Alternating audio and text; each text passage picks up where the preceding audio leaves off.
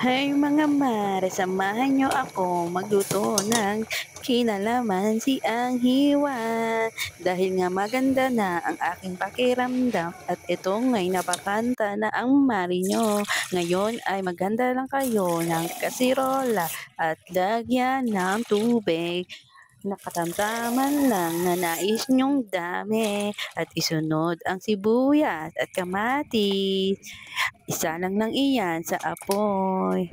Hintayin kumulo at pag kumulo na ay ilagay na ang hiwa na isda. Pagkatapos ay lagyan ng pampalasa. Maglagay ng patis, betchin at kalamansi juice. Pagkalagay ng pampalasa ay ilagay na rin ang pechay at muling lutuin ang hiwas na isda. At dahil mabilis lang maluto ang isda ay di na natin patatagalin. Ayan at luto na ang aking kinalamansian na hiwa. Try nyo na rin magluto mga mare o siya mga mare. Hanggang dito na lang ang aking video. Follow for more. Pagpasensya nyo na boss ko mga mare, parang bata kumanta ni o siya, bye.